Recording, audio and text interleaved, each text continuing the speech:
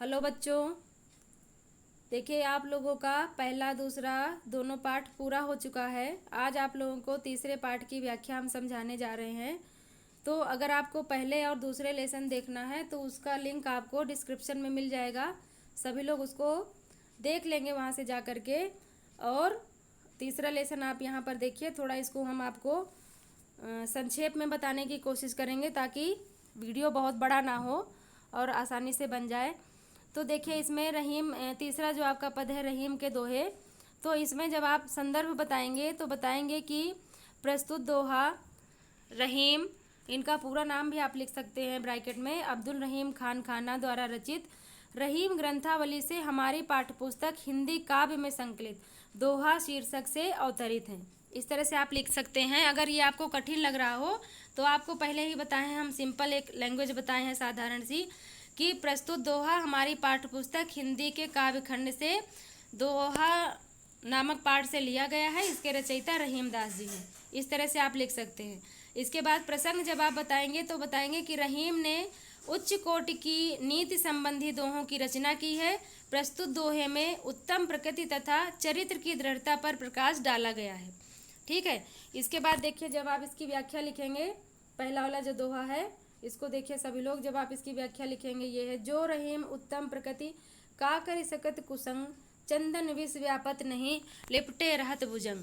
अब देखिए इसमें क्या बता रहे हैं, रहीम दास जी कहते हैं कि जो उत्तम स्वभाव और दृढ़ चरित्र वाले व्यक्ति होते हैं, बुरी संगति में रहने पर भी उनके चरित्र में कोई परिवर्तन नहीं होता है। जिस प्रकार से चंदन के वृक्ष पर चाहे कितने भी विषैले सर्प लिपटे रहें, परंतु उन सर्पों के विष का उस चंदन पर कोई प्रभाव नहीं पड़ता है। अर्थात वह जो चंदन है वह विषैला नहीं होता है और ना ही वह अपनी शीतलता को त्यागता है और ना वो जहरीला हो जाता है। इस प्रकार से जो सज्जन व्यक्ति होते हैं वो भी अपने सद्गुणों को कभी भी नहीं छोड़ते हैं, चाहे वो कितनी भी बुरी संगति में क्यों ना रह रहे हों। ठीक है। इसके बाद देखिए जब आप काव्यगत सौंदर्य इसका बताएंगे तो इसमें बताएंगे आप भाषा ब्रज भाषा है, शैली इसमें बताएंगे उपदेशात्मक है और मुक्तक शैली है। ठीक, दोनों है।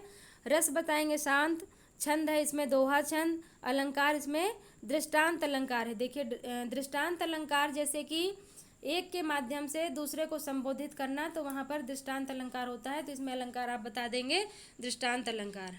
ठीक है। और अनुप्रास अलंकार तो आप बता ही सकते हैं, उसमें कोई प्रॉब्लम नहीं है, क्योंकि कहीं ना कहीं वो वर्ण जो है वो रिपीट हो जाते हैं। तो आप नहीं कुछ समझ में आता है तो अनुप्रास अलंकार तो लिख ही देंगे। ठीक। इसके बाद देखिए दूसरा जो आपका है दोहा, रहमन प्रीत सराय ये मिले होत रंगदून ज्यों जर्दी हरदी तजे तजे सफ़ेदी चून। अब इसमें देखिए आप प्रसंग जब आप बताएंगे तो बताएंगे कि इसमें रहीम ने सच्ची प्रीति की विशेषता पर प्रकाश डाला है। ठीक। और जब व्याख्या बताएंगे तो कहेंगे रहीम दास जी कहते हैं कि उसी प्रेम की प्रशंसा करनी चाहिए जिसमें दोनों प्रेमियों का प्रेम मिलकर दो गुना हो जाता है। ठीक। दोनों प्रेमी अपना अपना अलग अलग अस्तित्व भूल करके एक दूसरे में समाहित हो जाते हैं।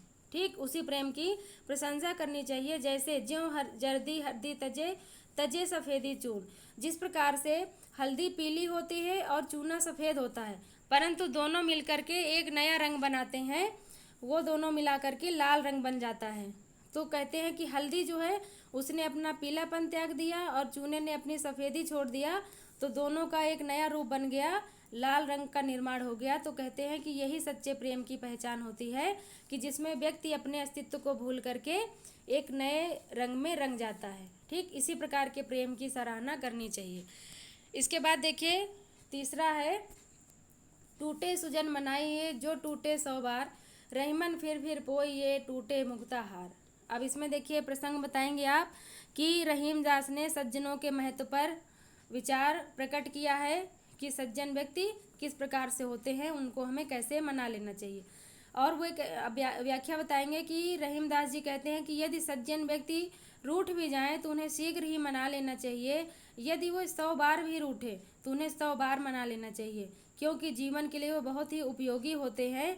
जिस प्रकार से सच्चे मोतियों का हार टूट जाने पर उसे बार बार पिरोया जाता है, उसी प्रकार से सज्जनों को भी बार बार रूठने पर मना लेना चाहिए, क्योंकि वे मोतियों के समान मूल्यवान होते हैं। ठीक, जैसे सच्चे मोती की माला होती है तो हम उसे ऐसे ही नहीं फेंक देते हैं, बल्कि हम उसे बार बार बनवाते हैं। जितनी बार वो टूटती है उतनी बार हम उसको पिरो लेते हैं। तो उसी प्रकार से जो सज्जन व्यक्ति हैं, यदि वो रूठ जाए तो हमें उनको मना लेना चाहिए। इसके बाद देखिए फोर्थ वाला है, रहीमन असुआ नयन ढरी जिय दुख प्रकट करे, जाहि निकारो गेहते कस न भेद कह दे। अब इसमें देखिए प्रसंग बताएंगे कि रहीम दास जी कहते हैं कि घर से निकाला जाने वाला व्यक्ति घर का भेद खोल देता है। फिर व्याख्या बताएंगे कि रहीम जी कहते हैं कि आंसू आंखों से निकलते ही मन के सारे दुख प्रकट कर देते हैं। ठीक, रहीमन असुआ नयन ढर जिय दुख प्रकट करे, अर्थात जी यानी हृदय, आंसू जो है वो आंखों से निकल करके हृदय के सारे दुखों को प्रकट कर देते हैं। जिस प्रकार से व्यक्ति को घर से यदि निकाला जाएगा तो वह घर के सारे भेद कह देगा। तात्पर्य यह है कि जिस प्रकार कोई व्यक्ति घर से निकाले जाने पर घर के सारे भेद दूसरों के सामने खोल देता है, उसी प्रकार से आँख रूपी घर से निकाले जाने पर आंसू भी मन के सारे भेद प्रकट कर देता है। आंसू अपनी उपस्थिति से यह प्रकट करते हैं कि व्यक्ति के हृदय में दुख है।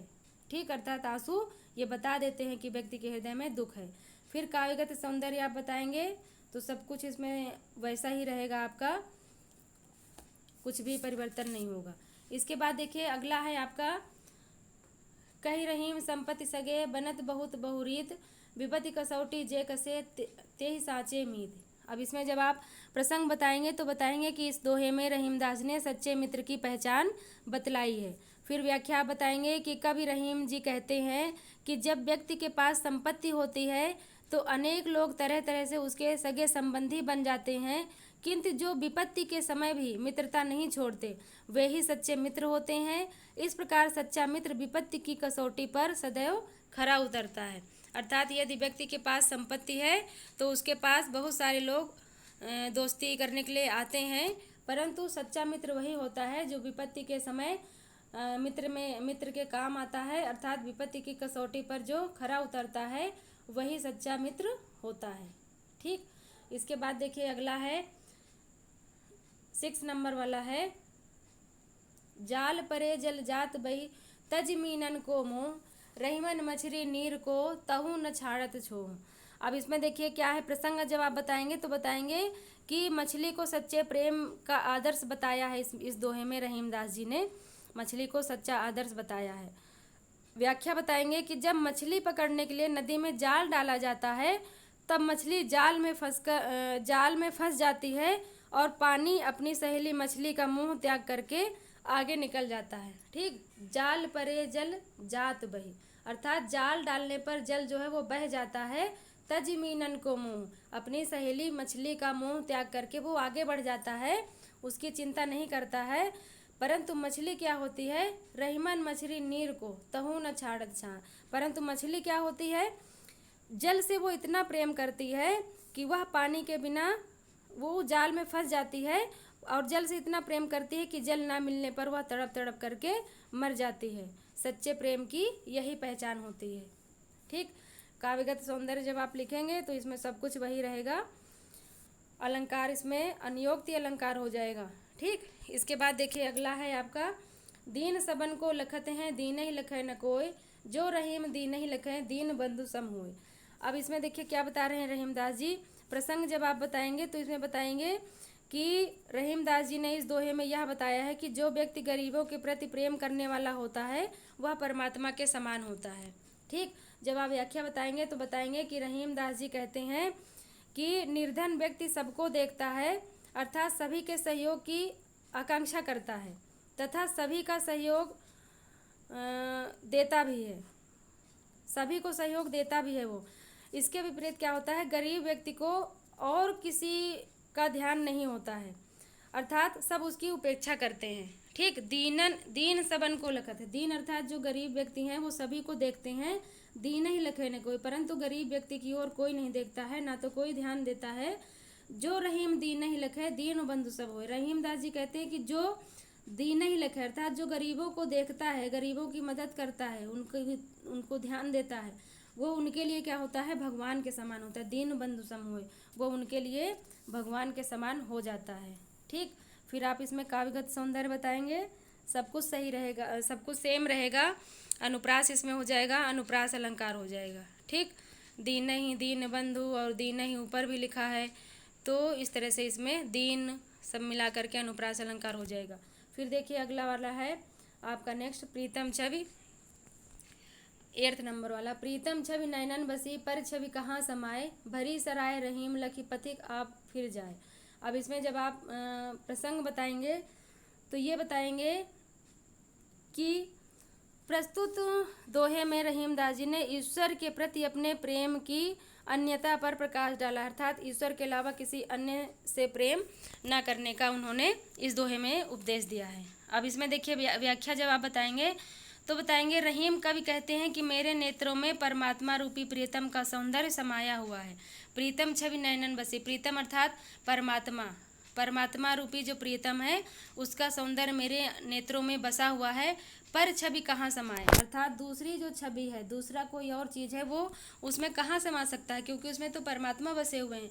भरी सराय रहीम लखी पथिक आप फिर जाए, तो कहते यदि कोई सराय यात्रियों से भरी है, सराय होती है जहाँ पर यात्री लोग ठहरते हैं, यात्रियों के ठहरने का स्थान होता है, तो यदि वो सराय जो है वो यात्रियों से पूरी भरी हुई है और कोई अन्य पथिक आता है तो उसमें स्थान ना पा करके वो स्वयं ही दूसरी जगह लौट जाता है। वो सोचता है कि अरे यहाँ तो जगह ही नहीं है, चलो अब दूसरी जगह चलते हैं, तो वो स्वयं ही लौट जाता है।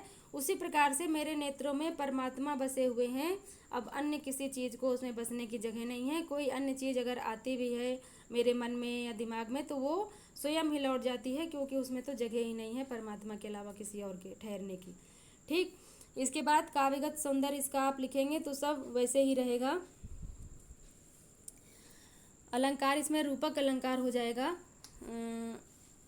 इसके बाद देखिए अगला वाला जो है आपका कहते हैं, रहीमन धागा प्रेम का मत तोड़ो चटकाए, 9 नंबर वाला है। टूटे से फिर ना जुड़े, जुड़े गांठ पर जाए। अब ये देखिए बहुत आसान है, इसको आप लोग पहले भी पढ़ चुके होंगे, फिर भी इसको देख लीजिए एक बार। इसमें आप बताएंगे प्रसंग में कि प्रेम के संबंधों को रहीमदास जी ने बताया है कि कभी भी उसको समाप्त नहीं करना चाहिए इतनी आसानी से। तो व्याख्या बताएंगे, आप कहेंगे कि रहीमदास जी कहते हैं कि जो प्रेम का धागा होता है, प्रेम रूपी धागे को चटकार कर मत तोड़ो, अर्थात उसे कुछ एक ही झटके में ऐसे ही नहीं तोड़ देना चाहिए कि जिस प्रकार से धागा जो है वो एक बार टूट जाता है और यदि उसे जोड़ा जाता है, पहले तो वो जुड़ता ही नहीं है, और यदि वो जुड़ जाता है तो उसमें गांठ पड़ जाती है। उसी प्रकार प्रेम संबंध यदि एक बार टूट जाए तो फिर उसका जुड़ना कठिन होता है, और यदि किसी भी तरीके से वो किसी उपाय से वो जुड़ भी जाता है तो उसमें पहले जैसी बात नहीं रह जाती है, उसमें दरार अवश्य ही पड़ जाती है, क्योंकि संबंध सामान्य होने पर भी व्यक्ति को पुरानी बातें याद आती हैं कि एक समय ऐसा था, जब ऐसा था इसने मेरे साथ ऐसा व्यवहार किया। इसलिए प्रेम संबंध को इतनी आसानी से नहीं तोड़ना चाहिए, क्योंकि ये बहुत ही अमूल्य होता है। ठीक, इसके बाद इसमें आप काव्यगत सौंदर्य लिखेंगे तो सब कुछ सेम रहेगा। अलंकार इसमें आपका रूपक अलंकार हो जाएगा, प्रेम रूपी धागा, और इसी तरह से ये रूपक अलंकार है, प्रेम रूपी धागे को नहीं तोड़ना चाहिए। अब देखिए अगला जो है आपका कदली सीप भुजंग, 10 नंबर वाला है। ये देखिए यहाँ पर, कदली सीप भुजंग मुख स्वाति एक गुण तीन, जैसी संगति बैठिए तय सोई फल होई। ये देखिए इसमें, अब देखिए इसमें क्या बता रहे हैं रहीमदास जी। जब आप इसको प्रसंग बताएंगे तो रहीमदास जी इसमें संगति के प्रभावों के बारे में बताते हुए कहते हैं कि संगति जो है वो किस प्रकार से व्यक्ति को प्रभावित करती है। तो कहते हैं कि स्वाति नक्षत्र में बरसने वाली जल की जो बूंद होती है वह एक ही जैसी होती है, किंतु संगति के अनुसार उसके स्वरूप और गुण पूर्णतः बदल जाते हैं। जैसे यदि वही बूंद केले पर गिरती है तो कपूर बन जाती है, ठीक, और यदि वह सीप में गिरती है तो वह मोती बन जाती है। और परंतु यदि वही स्वाति नक्षत्र की जो बूंद है वो सर्प के मुख में गिर जाए तो वह विष बन जाती है। तो ये कह रहे हैं कि यह स्वाभाविक प्रक्रिया है, क्योंकि जैसी संगति मनुष्य करता है उसे वैसा ही फल या परिणाम प्राप्त होता है। जैसी संगति बैठिए तय सोई फल होई, अर्थात जैसी संगति में बैठता है व्यक्ति उसको वैसा ही फल प्राप्त होता है। ठीक है, कदली सीप भुजंग मुख, यानी कदली यानी केले के पेड़ पर पत्ते पर सीप यानी सीप पर, भुजंग यानी सांप के, और मुख यानी मुख पर। ठीक है। स्वाति 1 गुण 3, स्वाति की नक्षत्र जो है वो, स्वाति नक्षत्र की बूंद तो एक ही है, लेकिन उसके गुण तीनों में अलग अलग हो जाते हैं। अभी आपको बता चुके हैं कि कहाँ कहाँ पड़ती है तो क्या क्या बन जाता है। तो इस प्रकार से ये हो जाएगा। फिर इसके बाद देखिए, जब आप इसका काव्यगत सौंदर्य बताएंगे तो काव्यगत सौंदर्य आपका सेम टू सेम रहेगा, जैसा ऊपर था वैसे ही रहेगा इसमें। ठीक। अब इसमें अलंकार अनुप्रासी रहेगा, कदली, सीप, भुजंग, मुख, स्वाति, सा है इसमें, भा है, और फिर संगति में सा है। तो इस तरह से ये अनुप्रास अलंकार हो जाएगा। फिर अगला देखिए, नेक्स्ट है 11 नंबर, तरुवर फल नहीं खाते हैं, सरवर पिया ही न पान। ये भी आप लोग पहले सुन चुके होंगे। इसको भी देखिए, प्रसंग इसमें बताएंगे तो बताएंगे कि इसमें परोपकार की महत्ता के बारे में बताया गया है। व्याख्या बताएंगे कि रहीम दास जी कहते हैं कि वृक्ष अपना फल स्वयं नहीं खाते हैं, तरुवर फल नहीं खाते हैं, सरवर पिए ही न पान। और जो सरोवर होते हैं यानी तालाब होते हैं, वो अपने पानी को स्वयं नहीं पीते हैं। कह रहीम पर काज हित, संपत्ति संचय सुजान। तो रहीम दास जी कहते हैं कि इसी प्रकार से जो सज्जन व्यक्ति होते हैं वो अपनी संपत्ति का संचय केवल इसलिए करते हैं कि वो परोपकार के लिए कार्य कर सकें, यानी दूसरों के लिए वो कार्य कर सकें। ठीक।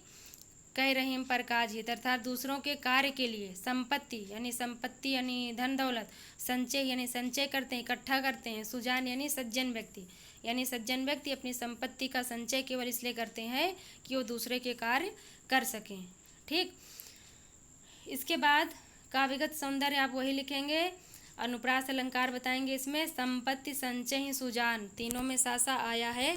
यहाँ पर संपत्ति संचय ही सुजान में अनुप्रास अलंकार आया है, तो आप इसमें अनुप्रास अलंकार बताएंगे। इसके बाद देखिए, अगला आपका है 12 नंबर वाला, रहीमन देख बड़ेन को लघु न दीजिए डार, जहाँ काम आवे सुई कहाँ करे तरवार।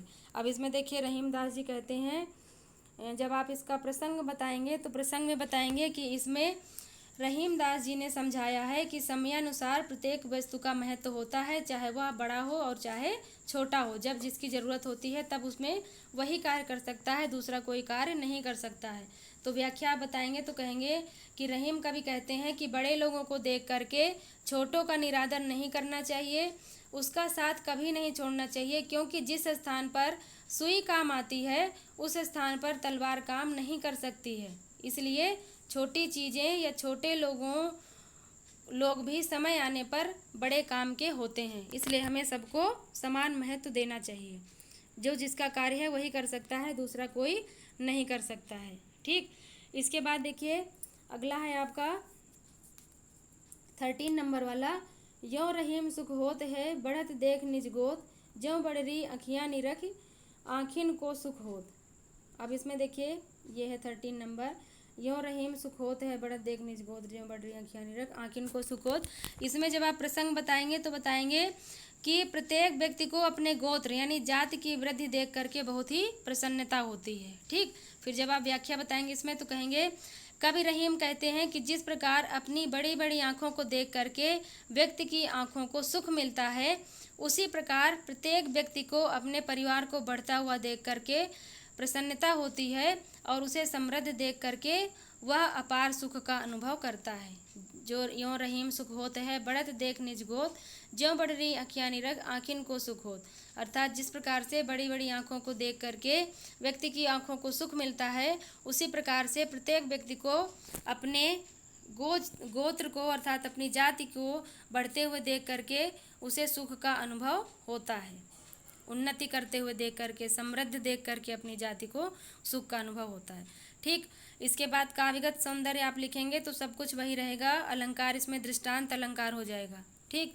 अब अगला देखिए, नेक्स्ट है 14 नंबर वाला है और लास्ट भी है, रहीमन ओछे नरन ते तजों वैर और प्रीत, काटे चाटे स्वान के दुहू भात विपरीत। अब इसमें देखिए, रहीम दास जी ने क्या बताया है कि जब आप प्रसंग बताएंगे तो कहेंगे, कवि तुच्छ प्रकृति के व्यक्तियों से वैर तथा प्रीति दोनों ही त्यागने की बात करता है, दोनों को ही अनुचित बताता है कि जो तुच्छ व्यक्ति होते हैं उनसे ना तो हमें प्रेम करना चाहिए और ना ही उनसे दुश्मनी ही करनी चाहिए। जिस प्रकार से देखिए व्याख्या में बताएंगे कि रहीम दास जी कहते हैं कि जो व्यक्ति संकुचित स्वभाव वाले होते हैं अर्थात दुष्ट प्रवृत्ति के होते हैं, उनसे ना तो हमें शत्रुता रखनी चाहिए और ना ही उनसे हमें मित्रता रखनी चाहिए। ठीक है। रहीमन ओछे नरन थे, ओछे नरन जो दुष्ट प्रकृति के होते हैं, छोटी बुद्धि के होते हैं, संकुचित बुद्धि के होते हैं, उन व्यक्तियों से हमें तजो वैर और प्रीत, हमें प्रीत और वैर यानी प्यार और नफरत दोनों को त्याग देना चाहिए।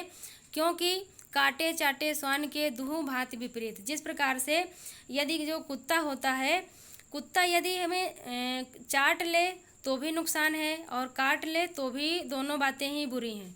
यानी कुत्ता चाहे काटे या चाहे चाटे, दोनों बातें बुरी हैं। क्योंकि काट लेने पर घाव की पीड़ा अथवा मृत्यु हो सकती है। ठीक, जब काटता है कुत्ता तो घाव में पीड़ा तो होगी होगी, यदि इलाज न कराया जाए तो व्यक्ति की मृत्यु भी हो सकती है। और यदि वो चाट लेता है तो शरीर अपवित्र हो जाता है, गंदगी का अनुभव होने लगता है। इस प्रकार से दोनों ही प्रकार से वो हमें नुकसान पहुंचाता है, चाहे वो हमें प्यार करे और चाहे वो हमें नफरत करे, दोनों ही प्रकार से नुकसान होगा। इसी प्रकार ओछे व्यक्ति जो होते हैं उनकी शत्रुता और मित्रता दोनों ही हमारे लिए घातक होती हैं, अर्थात दोनों हमारे लिए अच्छी नहीं होते हैं। फिर जब आप इसमें काव्यगत सौंदर्य बताएंगे तो सब कुछ आपका इसमें वही रहेगा जो पहले आप बता रहे थे। अलंकार इसमें आप बताएंगे तो अनुप्रास अलंकार हो जाएगा और दृष्टांत अलंकार हो जाएगा। ठीक है। यानी दृष्टांत जो है एक के माध्यम से दूसरे को संबोधित करते हुए बता रहे हैं और अनुप्रास अलंकार तो इसमें है ही, वो मोस्टली सभी में रहता है। इस प्रकार से आपका यह लेसन भी कंप्लीट कर दिया है हमने। बहुत लोगों ने कहा था कि मैम आप इसको बता दीजिए, तो इसको हमने बता दिया है। अगर आप लोगों को ये वीडियो पसंद आया हो तो सभी लोग इसको लाइक करेंगे, शेयर करेंगे और चैनल को सब्सक्राइब ज़रूर करेंगे। ठीक, धन्यवाद।